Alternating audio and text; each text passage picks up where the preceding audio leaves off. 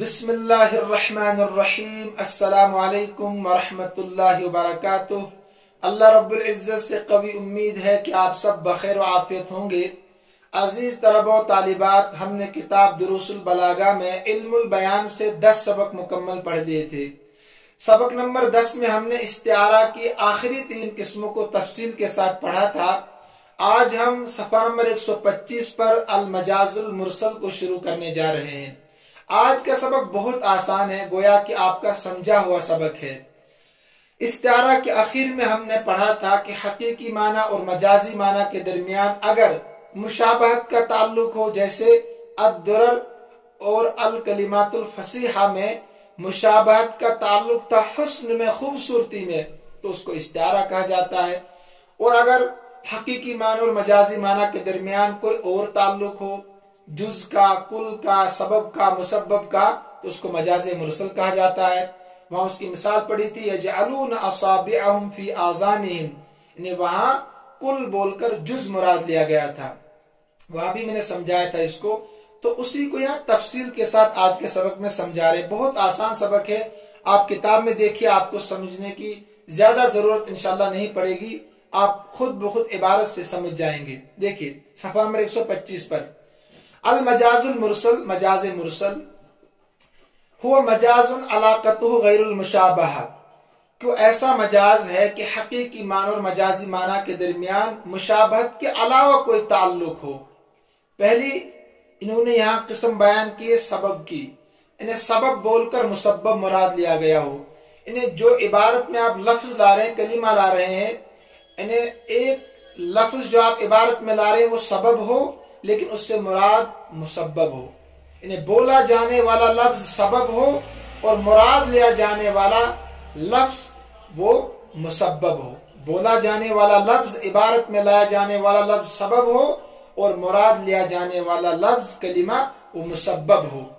یہاں ایک مثال پیش کی ہے، عظمت ید فلان، اس کا ترجمہ ہے کہ فلاں انسان کے ہاتھ عظیم ہو گئے، بڑے ہو گئے۔ دیکھیے کسی کے ہاتھ بڑے نہیں ہوتے ہیں، لیکن کسی انسان کے احسانات زیادہ ہو جاتے ہیں، عظیم ہو جاتے ہیں، سخاوت بڑھ جاتی ہے۔ تو یہاں مراد ہے احسانات، سخاوت، کہ فلاں انسان کے احسانات لوگوں پر بہت زیادہ ہو گئے، سخاوت بہت زیادہ ہو گئی۔ تو سخاوت کرنا، احسان کرنا یہ مسبب ہے، لیکن اس کے پیچھے جو کمائی ہے نا، ذریعہ ہے، وہ ہاتھ ہے، کہ ہاتھ کے ذریعے سے ایک انسان احسانات کرتا ہے، سخاوت کرتا ہے، پیسے تقسیم کرتا ہے۔ تو ان تمام چیزوں کا جو اصل سبب ہے وہ ہاتھ ہے۔ تو یہاں سبب بول کر مسبب مراد لیا گیا، احسانات اور سخاوت۔ کتاب میں دیکھیے، عظمت ید فلان، فلاں انسان کے ہاتھ عظیم ہو گئے، بڑے ہو گئے۔ ای نعمتہ التی سببها الید، انہیں وہ نعمتیں عظیم ہو گئی، ہاتھ عظیم نہیں ہوئے، ہاتھ تو سبب ہے، وہ نعمتیں عظیم ہو گئی جن نعمتوں کا سبب کیا ہے؟ ہاتھ ہے۔ دیکھیے 2 چیزیں یاد رکھیے، شروع میں جو بتائی تھی میں نے، حقیقی معنی اور مجازی معنی کے درمیان تعلق ہونا چاہیے، ایک شرط تو یہ تھی، چاہے وہ مشابہت کا ہو تو استعارہ کہلاتا ہے، کوئی اور تعلق ہو تو مجاز مرسل کہلاتا ہے۔ دوسری شرط یہ تھی کہ حقیقی معنی چھوڑ کر مجازی معنی مراد لینا، وہاں کوئی قرینہ ہونا چاہیے، کہ وہ قرینہ آپ کو مجبور کر رہا ہو کہ آپ حقیقی معنی مراد نہیں لے سکتے ہیں۔ یہاں قرینہ عظمت، کہ بڑے ہو گئے، عظیم ہو گئے، تو یہ مجبور کر رہا کہ ہاتھ عظیم نہیں ہو سکتے، ہاتھ بڑے نہیں ہو سکتے ہیں، لیکن نعمتیں بڑی ہو سکتی ہے، سخاوت بڑی ہو سکتی ہے۔ تو یہاں قرینہ عظمت جو مجبور کر رہا ہے کہ آپ حقیقی معنی مراد نہیں لے سکتے ہیں۔ دوسری قسم ہے مسببیہ، والمسببیۃ، انہیں بولا جانے والا لفظ مسبب ہو اور مراد لیا جانے والا لفظ سبب ہو۔ ٹھیک ہے، بہت آسان، جیسے تیرے قول میں امطرت السماء نباتا، آسمان نے سبزہ اگایا۔ دیکھیے آسمان سبزہ تو اگاتا نہیں ہے، آسمان تو بارش برساتا ہے، اس بارش کی وجہ سے سبزہ اگتا ہے، تو بارش سبب ہے اور سبزہ مسبب ہے۔ تو یہاں بولا جانے والا لفظ مسبب ہے اور مراد لیا جانے والا لفظ وہ سبب ہے۔ اوپر کی عبارت، اوپر کی مثال کے بالکل برعکس الٹا ہے یہاں پر۔ ای مطرن، آسمان نے بارش برسائی، तसब्बब नबात, तसब्बब अनहु नबात, जिसका सबब क्या है? नबातात है, सब्जी है, घास फूस है, सब्जा है। तो सबब यहाँ बारिश है और मुसब्बब नबात है, सब्जा है। तीसरी मिसाल दी वल जुज़इयतु, इन हकीकी माना और मजाजी माना के दरमियान में जुज़इयत का ताल्लुक हो, जुज बोलकर कुल मुराद लिया गया हो, जुज बोलकर कुल मुराद लिया गया हो। मिसाल क्या दी है? अरसलतुल उयून, अरसलतुल उयून लितत्तली अला अहवालिल अदुव्व, मैंने आंखों को भेजा ताकि वो दुश्मन की हालत से वाकिफ हो जाए, वो बाखबर रहे दुश्मन के अहवाल से। देखिए यहां पर जुज बोलकर कुल मुराद लिया गया है। कैसे? एक जासूसी करने वाले इंसान के लिए आंखें पूरे जिस्म का जुज है, कुल इंसान के जिस्म का एक जुज आंखें भी है। तो जासूसी तो पूरा जिस्म करता है ना, पूरा वजूद करता है। तो यहां जुज बोलकर कुल मुराद लिया गया, पूरा इंसान मैंने भेज दिया जासूसी के लिए, लेकिन यहां जुज बोला है।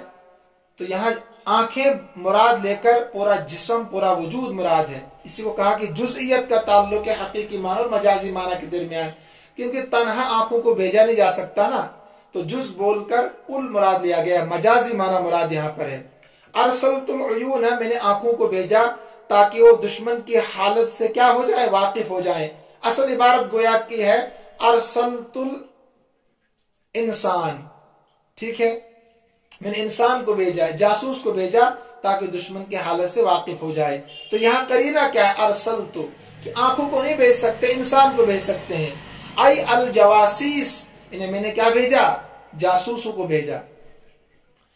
नंबर 4 वल कुल्लियत, कुल बोलकर जुज मुराद लिया गया। ये पीछे हमने मिसाल पढ़ी है, जैसे यजअलून असाबिअहुम, यजअलून असाबिअहुम फी आज़ानिहिम, डालते हैं असाबिअहुम, अपनी उंगलियों को अपने कानों में। तो ये समझाया मैंने आपको पीछे है कि यहां पर कुल तो बोला गया मगर मुराद जुज है। करीना क्या है? डालना अपनी उंगलियों को अपने कानों में। तो पूरी उंगली तो कान में डाल नहीं सकते, लेकिन उंगली का पूरा कान में जाता है। पीछे आपने पढ़ा तफसील के साथ। आई अनामिलहुम, यानी अपने पोरवों को। व इतिबारु माकाना, माकाना का एतबार करते हुए, इन्हें माजी का, आसान लफ्जों में माजी का एतबार करते हुए। इन्हें चीज तो हाल में है, लेकिन माजी का एतबार करते हुए आप उसका नाम ले रहे हैं। मसलन यतीम कहते हैं उस बच्चे को जो नाबालिग हो, जो नाबालिग हो, उसके लिए हुक्म यह है कि उसका माल उसको हवाले मत करो जब तक कि वो बालिग न हो जाए। जब बालिग हो जाए उसका माल उसके हवाले कर दो, तब तक उस पर खर्च करो एहसानात के साथ, जहां उसको जरूरत हो उस तरीके से खर्च करो, अच्छी तरीके से खर्च करो उस पर, लेकिन उसके हवाले मत करो माल। तो यहां पर देखिए यतीम कहा है और आगे अल्लाह ताला ने कहा कि आतू, उनको दे दो उनका माल। तो माल तो तब दिया जाता है जब वो बालिग होता है। तो यहां पर मौजूदा चीज को माजी के साथ ताबीर किया गया है कि वो जो शुरू में यतीम था अब वो यतीम नहीं है, अब उसका माल उसको दे दो, अब वो बालिग हो चुका है। तो यतीम तभी तक इंसान होता है किसी का बाप मर गया हो और वो नाबालिग हो, तो उस वक्त तक माल नहीं दे सकते हैं। गोया कि यहाँ माजी का एतबार करते हुए यहाँ यतामा, यतीम का इतलाक किया गया। देखिए वआतुल यतामा अमवालहुम, और दे दो यतीमों को उनका माल। तो यतीमों को तो उनका माल देने का हुक्म है ही नहीं, बल्कि बालिग होने के बाद उनको उनका माल देने का हुक्म है। तो पता चला यहाँ माजी का एतबार किया, यहाँ हकीकी माना मुराद नहीं है, बल्कि यहाँ अल बालिगीन, हाल में जो बालिग है वो मुराद है। तो करीना क्या है? आतू, तुम दे दो माल। तो यतीमों को तो माल दे नहीं सकते ना, वो तो बच्चे होते हैं। तो यहाँ मजबूर कर रहा है कि यहाँ यतीम मुराद नहीं है, बल्कि यहाँ अल बालिगीन मुराद है। आगे देखिए नंबर 6 व इतिबारु मा यकून, मुस्तकबिल का एतबार करते हैं। हाल में जो चीज है ना, आप उसका मुस्तकबिल का एतबार करते हैं, नाम ले रहे हैं। मसलन शराब बनता है अंगूर से, किससे? अंगूर से, और भी दीगर चीजों से। तो आप उसको शराब कह रहे हैं, अभी वो अंगूर है लेकिन आप शराब कह रहे हैं उसको। تو اس کو کہتے ہیں اعتبار ما یکون، مستقبل کا اعتبار کرتے ہو. آپ نام لے رہے ہیں پہلے ہی، ابھی وہ بنا نہیں لیکن ابھی آپ کہہ رہے ہیں وہ شراب ہے. انگور کا اگر آپ شراب کہیں گے مستقبل کا اعتبار کرتے ہوئے، اسی کا نام ہے اعتبار ما یکون. فی قولہ، اللہ تبارک و تعالیٰ کے فرمان میں، یوسف علیہ السلام کے ساتھ جو دو قیدی تھے ان میں سے ایک قیدی نے کہا کہ میں نے خواب دیکھا، تفصیل تو آپ نے پڑھی ہوگی سورہ یوسف میں، کہ میں شراب کو نچوڑ رہا ہوں. کیا نچوڑ رہا ہوں؟ شراب کو.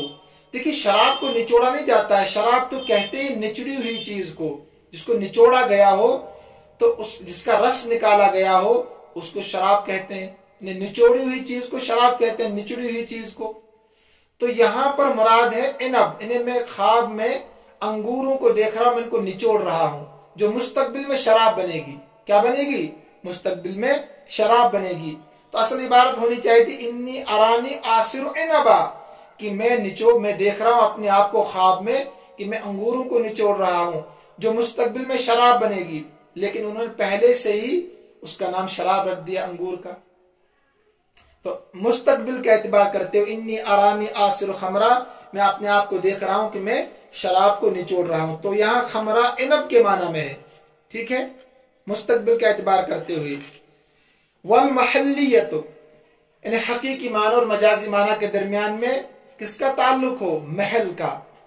مطلب یہ ہے کہ محل بول کر، یعنی جگہ بول کر حال مراد لیا گیا ہو، محل والے مراد لیے گئے. بہت آسان ہے. دیکھیے نحو جیسے قرر المجلس، مجلس نے قرارداد پاس کی، منظور کی.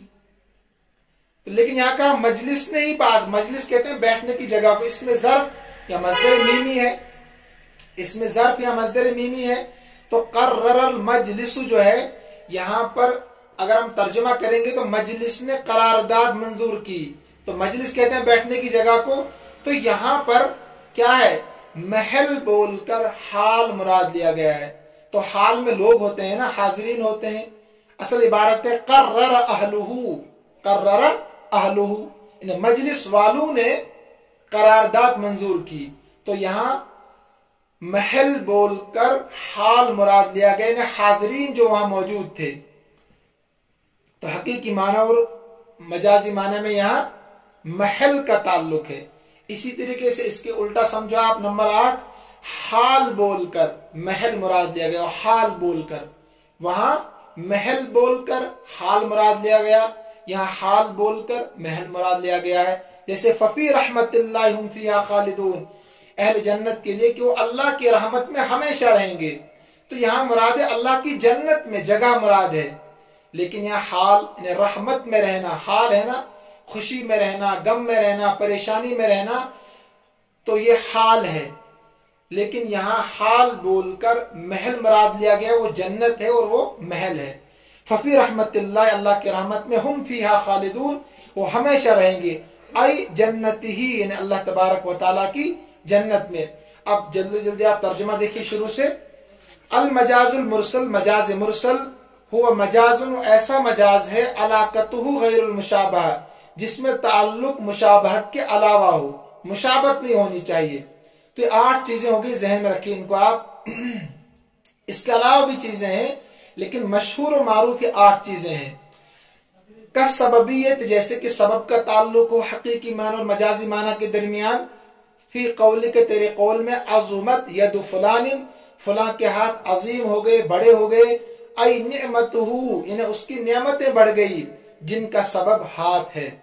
مسببیت، حقیقی معنی اور مجازی معنی کے درمیان مسبب کا تعلق ہو. تیرے قول میں، امطرت السماء نباتا، آسمان نے سبزہ اگایا، انہیں مطرن، بارش کو برسایا، جس کا سبب نبات ہے، سبزہ ہے. جزئیت کا تعلق ہو تیرے قول میں، ارسلت العیون لتطلع علی احوال العدو، میں نے آنکھوں کو بھیجا تاکہ دشمن کی حالت سے واقف ہو جائے. ای الجواسیس، اصل عبارت ہے ارسلت الجواسیس. کل کا تعلق ہو، کلیت کا تعلق ہو. یجعلون اصابعهم فی آذانہم، ڈالتے ہیں اپنی انگلیوں کو اپنے کانوں میں. ای اناملہم، اپنے پوروں کو. انامل کہتے ہیں پوروں کو. آپ کو الفاظ پر زیادہ توجہ دینے کی ضرورت ہے، امتحان کے مطابق میں کہہ رہا ہوں، کیونکہ آپ का इम्तिहान जो है ऑब्जेक्टिव टाइप का होगा। व इतिबारी मा यकून व इतिबारी मा काना का एतबार करते हुए, माजी का एतबार करते हुए अल्लाह ताला के फरमान में व आतुल यतामा अमवालहुम, दे दो यतीमों को उनका माल, आई अल बालिगीन यानी बालिगीन को। व इतिबारी मा यकून का एतबार करते, मुस्तकबिल का एतबार करते हुए अल्लाह ताला के फरमान में मैं देख रहा हूँ, उस यूसुफ अलैहिस्सलाम के साथी ने कहा मैं अपने आप को देख रहा हूँ, मैं निचोड़ रहा हूँ, आसिरु के मैंने निचोड़ रहा हूँ। वाहिद मुतकल्लिम का सिगा है, खमरन शराब को, मुरादे आई इनबन। वल महल्लिया महल बोलकर हाल मुराद लिया गया हो। कर्रर मजलिसु जालिका यानी उस करारदाद को मजलिस वालों ने मंजूर किया, आई अहलुहु मजलिस वालों ने। वल हालिया हालियत का ताल्लुक यानी हाल का ताल्लुक हो हकीकी मान और मजाजी माना के दरमियान। फफी रहमतिल्लाहि हुम फीहा खालिदून, अल्लाह की रहमत में वो हमेशा रहेंगे, आई जन्नत ही यानी अल्लाह तबारक व तआला की जन्नत में। देखिए आप किताब को पढ़ क्यों रहे हैं? तीन चीजों को समझने के लिए आप तीन चीजें पढ़ रहे हैं। कुरान में फसाहत है, बलागत है और कुरान मौजिजा है। फसाहत बलागत से लबरेज है और मौजिजा कुरान चैलेंज है कुरान करीम। तो इन तीन चीजों को समझने के लिए आप तीन चीजें पढ़ रहे हैं, इल्म मानी, इल्म बयान और इल्म बदी, जो हम आगे पढ़ेंगे। अल्लाह तबारक व तआला हम सब का हामी नासिर हो। अल्लाह तबारक व तआला हम सब को अपने हिफ्ज़ व अमान में रखे, सलामती के साथ रखे। अस्सलामु अलैकुम व रहमतुल्लाहि व बरकातुहू।